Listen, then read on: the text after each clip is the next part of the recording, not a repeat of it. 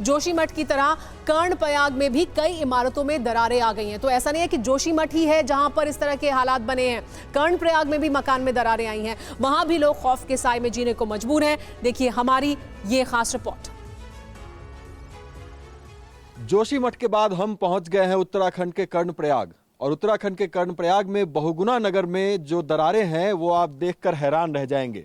यहाँ पर आप देख सकते हैं कि ये एक मार्केट का कंस्ट्रक्शन है और पूरा का पूरा बिल्डिंग जो है वो सामने की तरफ झुक गया है, खतरनाक स्थिति में है और कभी भी भरभरा कर गिर सकता है। जोशीमठ जैसी ही समस्या कर्णप्रयाग में भी बहुगुना नगर में देखी जा रही है और इस वक्त हम ये तस्वीरें आपको दिखा रहे हैं बहुगुना नगर जगह से।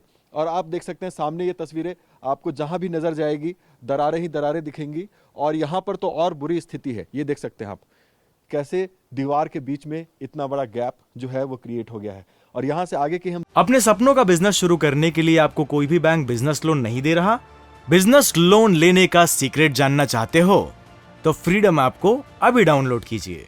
जैसे जैसे आपको तस्वीरें दिखेंगे पूरा का पूरा ये प्रभावित इलाका है। और ये देखिए सामने कैसे ये ढांचा जो है वो टेढ़ा हो गया और सामने दरारें आप देख सकते हैं कि कितनी बड़ी बड़ी दरारें जो हैं वो दीवारों पर पड़ी हुई दिखेंगी। ये देखिए जिस तरह से ये यहाँ पे इसका बेस है, बेस जिस तरह से इसका पूरा टेढ़ा हो गया, ये कभी भी भरभरा कर गिर सकता है। और इस तरह की समस्या यहाँ पर जगह जगह देखने को मिल रही है। ये देख सकते हैं आप सामने ट्रांसफार्मर के आगे की तस्वीर दिखाइएगा, यहाँ पे यहाँ से लेकर ऊपर तक आप क्रैक्स देख सकते हैं। तो जोशीमठ तक ही सीमित नहीं है त्रासदी, अन्य क्षेत्रों में भी प्रभावित देखा जा सकता है। आप साफ साफ ये तस्वीरों में देख सकते हैं। तो जोशीमठ से हमारे साथ मौजूद हैं विपिन चौबे, तो हमारे साथ कर्णप्रयाग से मौजूद हैं अभिजीत। दोनों से हम जानकारी ले रहे हैं। जोशीमठ में क्या हालात हैं वो हमें बताया विपिन ने, लेकिन कर्णप्रयाग में किस तरह के हालात हैं, वहां पर भी मकानों में कैसे दरार आ गई है, वो बताने के लिए हमारे साथ अभिजीत जुड़ गए हैं। अभिजीत, तो ऐसा नहीं है कि जोशीमठ कि जैसे हालात सिर्फ जोशीमठ में ही बने, ये हालात बाकी उत्तराखंड में और जगहें हैं जो इसी तरह की संवेदनशील जगहें हैं। आपने दिखाए कर्णप्रयाग के हालात, और कर्णप्रयाग ही नहीं, ऐसी जानकारी मिल रही है कि कई और जगहें हैं जहां पर इस तरह के हालात बने हुए हैं। क्या उसको लेकर आगे की सोच के तहत किया जा रहा है? कर्णप्रयाग में किस तरह की जो प्रशासन की तरफ से कदम है वो उठाए जा रहे हैं?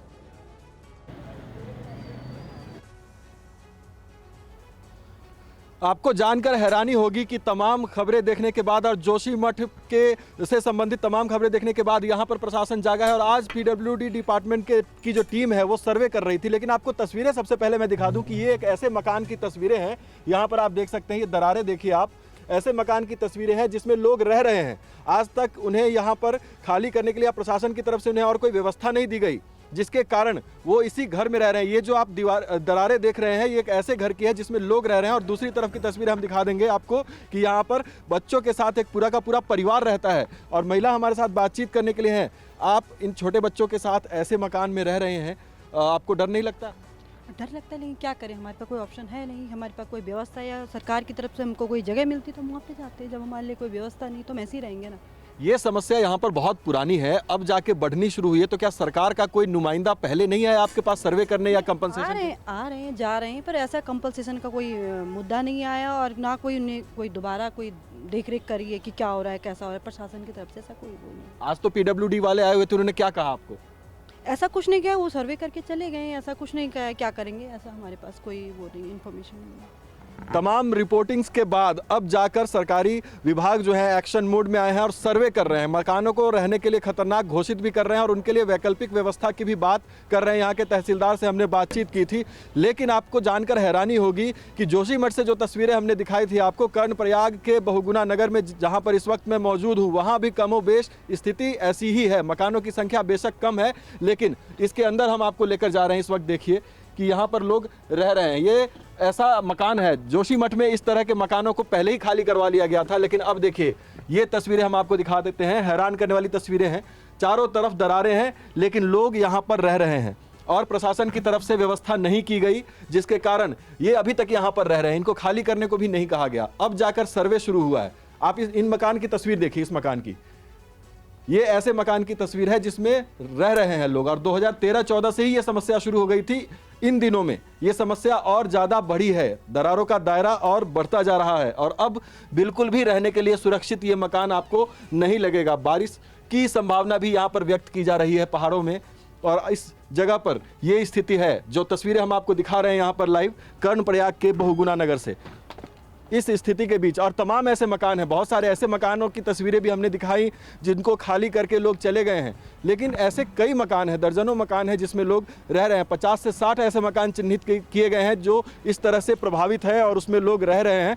10 से 11 मकानों को खाली कराने की बात यहाँ पर तहसीलदार ने भी की, लेकिन अभी तक हम ही कम से कम 1 दर्जन इस तरह के मकान देख चुके हैं जिसमें लोग रह रहे हैं। क्योंकि अभिजीत 2013 में एक स्टडी की गई थी, जो एक बड़ी रिपोर्ट की गई थी तय, जिसमें ये बताया गया था कि ये तमाम इलाके हैं, तमाम ऐसे गांव हैं जिन्हें विस्थापित किया जाना चाहिए, और 1-2 नहीं बड़ी संख्या में ऐसे गांव हैं जिन्हें फौरन विस्थापित कर देना चाहिए, लेकिन कोई कदम नहीं उठाया गया।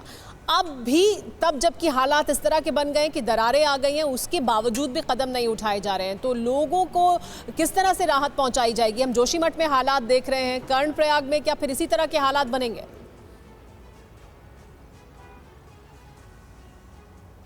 जैसा कि हमें एक अधिकारी ने जानकारी दी कि यहाँ से कुछ दूरी पर एक रैन बसेरा है, उसमें उनके कमरों में लोगों के लिए व्यवस्था की जा रही है, लेकिन लोगों की शिकायत यह है कि 8, 10 और 11 सदस्य तक एक परिवार के अंदर हैं, तो क्या रैन बसेरे में उनकी व्यवस्था ठीक होगी? उनका कहना है कि कहीं अगर मकानों में व्यवस्था हो, एक से ज़्यादा कमरे दिए जाते तो ज़्यादा बेहतर होता परिवारों के लिए, लेकिन इन परिस्थितियों में, और यहाँ पर ऐसे भी लोग हैं जो मवेशी भी पालते हैं, उनके लिए कैसे संभव हो सकेगा? यहाँ से नेशनल हाईवे का प्रोजेक्ट भी गया और जब मंडी का निर्माण हुआ तो उस वक्त यहाँ पर बुलडोज़र चलाए गए और पत्थरों को तोड़ने का काम हुआ, उसके बाद से ये दरारें आनी शुरू हुई थी। लेकिन आपको एक बात और जानकर हैरानी होगी कि तमाम लोगों के मकानों में नुकसान तो हुए, लेकिन उन्हें कोई मुआवजा अभी तक नहीं दिया गया।